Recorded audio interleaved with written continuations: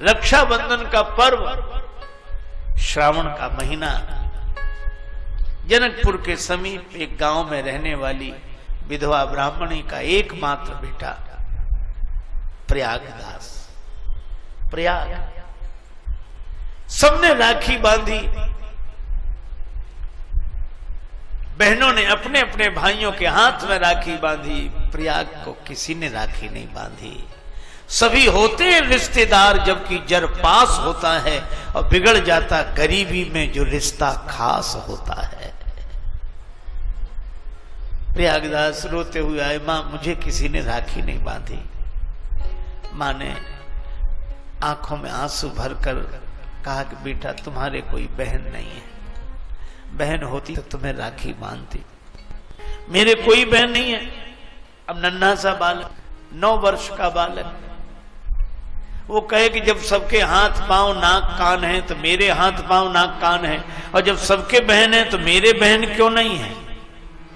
मां कैसे समझाती, और बालक रोए। अंत में मां ने कहा कि बेटा तुम्हारी भी बहन है, पर वो यहां नहीं है, अभी अपनी ससुराल में है।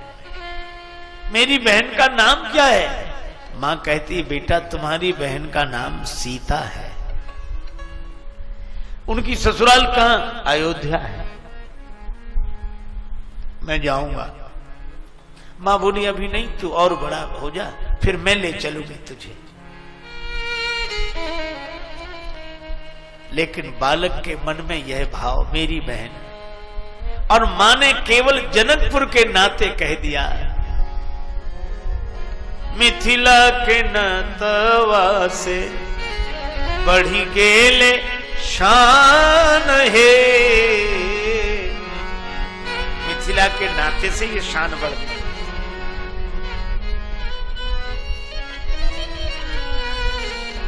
मिथिला जन्म भैले सुकृत महान है, लाडली कृपा सो पवली, श्री जानकी कृपा सो पवली, ऐसे मेहमान है, लाडली कृपा सो पवली, ऐसे मेहमान है, लाडली कृपा सो। श्री जानकी जी की कृपा से ऐसे मेहमान मिले, और जानकी जी हमें मिली जनकपुर की कृपा से। इसीलिए मां ने भी कहा कि तुम्हारी बहन जानकी जी हैं, अयोध्यापुरी ससुराल है उनकी, वहीं है। बालक कहे मैं तो जाऊंगा। मां कहे कि बड़ा हो जा, मैं ले चलूंगी। बालक मौन हो गया, पर मन छटपटाता रहा। रात्रि को मां के साथ सोया, नींद नहीं आई, आंख बंद किए पड़ा रहा। आज सवेरे 4 बजे ही जग गया। थोड़ी नींद लगी फिर जाग जाए, नींद लगे फिर जाग जाए, सवेरे के 4 बज गए। उसको लगा कि मां ने सब पता बता ही दिया है, और अयोध्या तो वैसे ही प्रसिद्ध है, मैं पहुंच जाऊंगा, ज्यादा दूर थोड़ा ही है। बहन से राखी बंधवा के लौट आऊंगा शाम तक। लेकिन बहन को कुछ देना तो पड़ेगा। मां के पास केवल 2 धोतियां, एक वो धारण कर लेती, एक धोकर डाल देती, और कुछ नहीं था उसके पास। फटी हुई सिली हुई धोती धुली हुई रखी थी। प्रयागदास ने वह धोती ही उठा ली, बगल में दबा ली। बहन राखी बांधेगी, उसे दूंगा। और पैदल पैदल चल पड़े। अब जनकपुर से कोई अयोध्या पैदल आवे तो महीनों का रास्ता है। थोड़ी दूर ही चले, थक गए, सोचा आराम कर लूं फिर चलूंगा। एक पेड़ के नीचे आंख बंद करके सो गए, धोती सिरहाने रख ली, नींद लग गई। जब भगवान का कोई बनता है तो भगवान उस नाते को निभाते हैं। भगवान बोले जे तो चले विनीत तू जगतज मेरी ओर, तू संसार छोड़कर जितना मेरी ओर चलता है, तेते पग मैं भी धरूं करूं कृपा की कोर। उतने चरण मैं भी रखता हूं। भगवान जितना मैं चलूंगा उतने ही चरण आप रखेंगे तो कल्याण कैसे होगा? नहीं नहीं, चिंता की बात नहीं। एक चरण तेरो परे मम हित चित पे छूछ, और मेरो चरण बढ़ाई वो राजा बलि से पूछ। मैं जब चरण बढ़ाता हूं तो राजा बलि से पूछो। प्रयागदास सो गए, वृक्ष के नीचे आंख लग गई थी। नाम ना भूल जाऊं, सीता। सीता, अच्छा बहन का नाम सीता, बहनोई का नाम राम। सीताराम सीताराम सीताराम। सो गए। आश्चर्य, सोए थे वृक्ष के नीचे, और जब जागे तो सरजू किनारे वृक्ष जो उठे, भैया ये तो नदी है और ये नगर है। ये नदी कौन सी? लोगों ने बताया सरयू नदी है, और ये अयोध्या नगरी है। प्रयागदास ताली बजाकर बोलो आ गए। वही मां से मैंने कहा था ज्यादा दूर थोड़े ही है, अभी पहुंच जाएंगे। अब सवेरे निकले थे 9-10 बजे, तो अयोध्या पहुंच गए। अब सबसे पूछे, जो भी मिलता उसी से पूछते, भैया हमारी बहन सीता का मकान कहां है? अब साधु संत कहें मकान थोड़ा ही, मंदिर है उनका। और ये कहें मंदिर, अरे वो कोई देवी देवता थोड़ी ही है, हमारी बहन है। राखी बांधने नहीं आई तो हम आ गए, मकान बताओ। महात्मा गए मकान तो, अरे बहनोई का नाम राम है। हाँ वही तो हम कह रहे हैं, उनका मंदिर है कनक भवन। सीताराम जी का मंदिर, किसी को प्रभु मिलते हैं वन में, किसी को मिलते अपने मन में, और जिसको जहां मिले सो जाने अपने, तो प्रभु कनक भवन में। वो कहे कनक भवन में होंगे तो ठीक लगा, हमारे बहन बहनोई अलग हैं, उनका मकान है, हमें पता नहीं। कुछ लोग कहते पागल है, पर इन्हीं बिगड़े दिमागों में भरे अमृत के लच्छे हैं। इन्हें पागल ही रहने दो, ये पागल ही अच्छे हैं। किसी ने कोई पता नहीं दिया। अब तो ये सोचने लगे मां ने इसीलिए मना किया था तो मत जाओ, इसीलिए मना किया था। बताओ, वो ऐसे राजा हैं, उनके डर से सब ऐसे ही घूमते हैं। अब संत तो त्यागी, कपड़े भी नहीं पहनते, चुपचाप रहते हैं, थोड़ा बोलते हैं। मैं मकान पूछता हूं, मंदिर बताते हैं। शाम हो गई, पूछते पूछते भूख भी लग रही थी। चलो लौट जाएंगे, सवेरा होते ही लौट जाएंगे। वशिष्ठ कुंड के पास एक नीम वृक्ष के नीचे आंख बंद हुई, सो गए। अर्धरात्रि के समय में अचानक प्रकाश हुआ, आंख चौंधिया गई। आंख खुली तो देखा एक हाथी झूमते हुए आ रहा है, झूमता आवे। और हाथी पर विराजमान भगवान श्री सीताराम जी, श्री सीताराम, और उस हनुमान जी के महावत, उस हाथी के महावत श्री हनुमान जी। सेवक पीछे पीछे आ रहे हैं। इसने जो दृश्य देखा तो चौंका। हाथी को देखकर समझ गया, नाराज हो गए, इसलिए सोचते हैं रात में ही हाथी से कुचलवा दो इसे।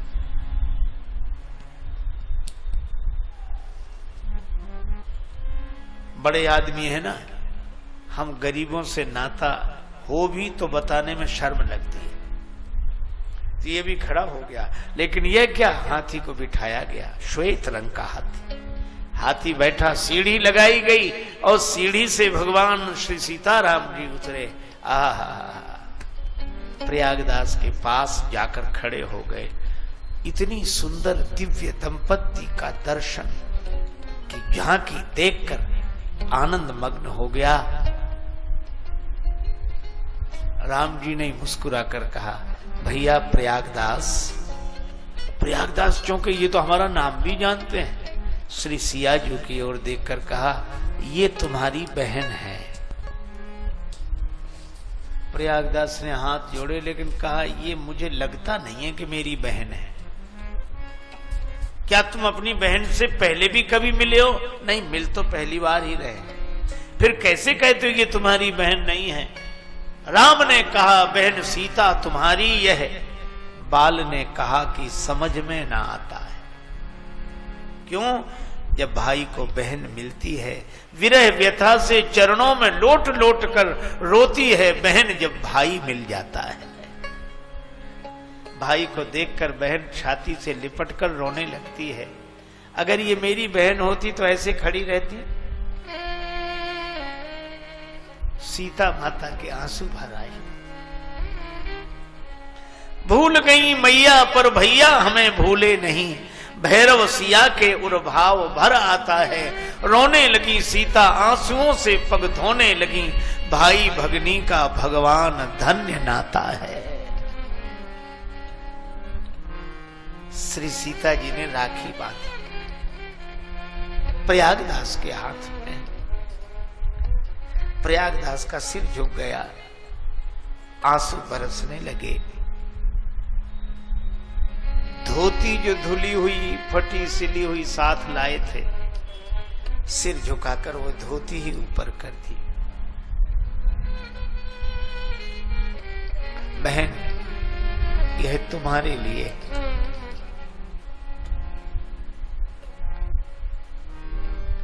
मेरे पास तो यही है। श्री जानकी जी ने कहा कि भैया, मैं जानती हूं मेरी मां के पास 2 ही धोतियां हैं, एक तुम लाए हो।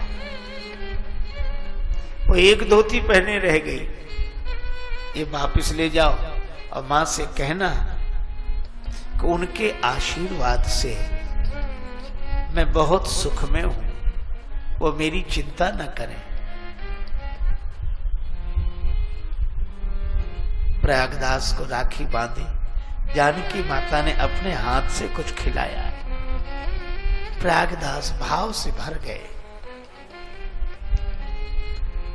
निर्निमेष नयनों से निहार रहे थे वह छवि, नेत्र प्रेमाश्रुओं से भरे हुए थे। धीरे धीरे वह दृश्य अदृश्य हो गया। हाथी पर बैठे श्री सीताराम जी, महावत ने हाथी को चलाया। जानकी माता हाथी पर बैठकर भी भरे नैनों से अपने भैया की ओर देख रही थी। प्रयागदास श्री जानकी माता की ओर। दृश्य अदृश्य हो गया। प्रयागदास रात भर रोते रहे। सवेरा हुआ, अब किसी से कुछ कहने की स्थिति नहीं। वशिष्ठ कुंड पर रहने वाले एक वैष्णव महात्मा सवेरे निकले और जब उन्होंने बालक को देखा समझ गए इसको श्री किशोरी जी की कृपा प्राप्त हो गई। यह भगवत भक्त है। हृदय से लगाया, अपने आश्रम पर ले आए। रोता रहा बालक, स्नान कराया। थोड़ी देर में 2 देवियां आईं। दोनों के हाथ में स्वर्ण थाल थे, भोजन व्यंजनों से भरा थाल। उन दोनों देवियों ने कहा कि हमारे यहां श्री सत्यनारायण भगवान की कथा थी, ये प्रसाद आपको भेजा है, हम बाद में थाल ले जाएंगे, आप भोजन करो। दोनों ने प्रसाद पाया, थाल लेने कोई नहीं आया। समझ गए वो महात्मा कि श्री जानकी मैया ने ही अपने भैया की पहुनाई की है। रात भर रहे। दूसरे दिन सवेरे सवेरे महात्मा बोले, ये थाल तुम्हारे कारण आए, तुम ले जाओ। नहीं, मैं नहीं ले जाऊंगा। बहन का सामान, बहन का दिया हुआ सम्मान मैं नहीं लूंगा। न प्रयागदास ने थाल स्वीकार किए, न महात्मा ने। दोनों ने सलाह करके वो दोनों स्वर्ण थाल वशिष्ठ कुंड में डाल दिए। मां ने जो देखा बेटे को हृदय से लगा लिया। मेरे लाल, कहां गया था तू? मां बहन के पास। तुझे बहन मिल गई? हाँ देख, ये राखी बांध। अब मैं धोती देने लगा तो बोली नहीं नहीं, मेरी माँ के पास 2 ही धोतियां हैं, तू वापस ले जा। ये वापस ले आया। माँ उनका तो बड़ा ठाट बाट है। हाथी से आए थे रात को शायद इसलिए आए थे कि दिन में शर्म लगती होगी कि इतने गरीबों के हम रिश्तेदार, इसलिए रात में आए। और एक बात है मां, क्या कि क्या संबंध है?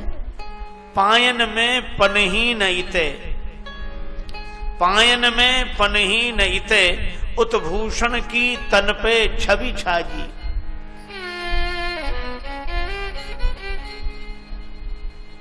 पायन में पनही न इते, उत्भूषण की तन पे छवि छाजी। और जाहे विनीत लिखी धरनी, तेही की भगनी गजराज बिराजी। हमारे भाग्य में धरती लिखी है और हमारी बहन हाथी पर बैठी। मान की बात नहीं, मन में चित में एक चोट लगी मुहे मांझी। और बात कहीं बहनी दुई चारी, पे बोले नहीं बहनोई मिजाजी। पर मां ने आकाश की ओर देखकर आंसू बहाते हुए हाथ जोड़े। वंदे विदेह तनया पद पुंडरीकम। श्री जानकी जी, आपने संबंध की लाज रखी। अब प्रयागराज का मन घर में नहीं लगता, अब उन्हें लगता बहन के पास जाए। बड़े हुए तब समझ में आई बात, अब क्या करूं? मां अस्वस्थ रहने लगी, सेवा करते रहे। जब मां का शरीरांत हुआ तब अंतिम संस्कार भोज भंडारा करके जन्मभूमि को प्रणाम करके अवध आ गए। अवध में एक वैष्णव संत से दीक्षा ले ली। दीक्षा लेकर श्री सीताराम जी का भजन करने लगे। नित्य कथा सुनने जाते, सीताराम सीताराम सीताराम सीताराम करते रहते। एक दिन भगवान की कथा में सुन लिया कि राम जी को वनवास हो गया। राम जी वन में चले गए, श्री जानकी जी भी साथ गई और लक्ष्मण जी भी साथ गए। ये कथा में सुना, अब बड़बड़ाने लगे, क्या हो गया है इनको? किसके घर में झगड़ा नहीं होता, पर इतने छोटे से झगड़े के कारण कोई वन में जाता है? पर कोई समझाने वाला भी तो नहीं था इन्हें। खुद गए तो गए, हमारी बहन को भी लेकर गए। और लक्ष्मण जी वो तो वैसे ही बड़े क्रोध में हैं, वो ही ले गए होंगे सबको। मिले तो फिर मैं बात करूं जरा इससे। रोते जाए। व्यास जी से पूछा, वन में गए? हाँ गए हैं ना, तो कहां होंगे इस समय? यही अंतर है, हम लोग कथा को जानते हैं पर भक्त लोग कथा को जीते हैं। कहां होंगे इस समय? व्यास जी ने सोचा ये बड़ी कठिनाई, पर उन्होंने कह दिया चित्रकूट में। अच्छा चित्रकूट में, तब ठीक। जब किसी से कुछ नहीं मांगा अब मांगने लगे, जो भी मिलता भैया कुछ दे दे। क्यों? अरे अब कल है किसके घर में नहीं होता? वो देखो सीताराम जी, वो बहन भैया, बहन और हमारे बहनों दोनों चले गए, लक्ष्मण भैया भी गए संग में। अब पछताते होंगे बेकार वन में आए। कितना कष्ट है वहां वन में, न बिछाने को न ओढ़ने को, नंगे पांव विचरण कर रहे, आज इस वृक्ष के नीचे कल उस वृक्ष के नीचे। तो उनके लिए कुछ इंतजाम करना है। लोग प्रसन्नता से देते, संत मांग रहे हैं। पैसा इकट्ठा किया, 3 जोड़े जूते बनवाए, 3 जोड़े पलंग और 3 जोड़े गद्दा, तकिया, रजाई, आप आश्चर्य करोगे, इन्हें हम लोग पागल समझते हैं। ये तीनों पलंग, जूते, रजाई, गद्दा सब अपने सिर पर रखा और अयोध्या से पैदल पैदल चित्रकूट के लिए चले। बीच में रुक जाते, फिर सीताराम सीताराम करते, फिर आगे चलते, फिर सीताराम सीताराम करते, फिर आगे चलते। चित्रकूट में फटिक शिला के पास मंदाकिनी गंगा के किनारे सामान उतार कर रखा। अब कहने लगे कहां हो, आ जाओ, हम जान रहे हैं कि हमारे डर से छिप गए हो। सोचते हो कि पता नहीं क्या क्या कहेगा। कहना तो बहुत कुछ था, क्रोध भी बहुत था, लेकिन अब मैं कुछ नहीं कहूंगा। आ जाओ, मिल जाओ, मिलो। अब बहुत पुकार लगा मैं, नहीं आए भगवान। नहीं आए तो सामान वहीं रखकर फिर उठाया सामान, नदी के उस पार चित्रकूट के जंगल में घुस गए। अब घोर जंगल, मंदाकिनी के उस तरफ।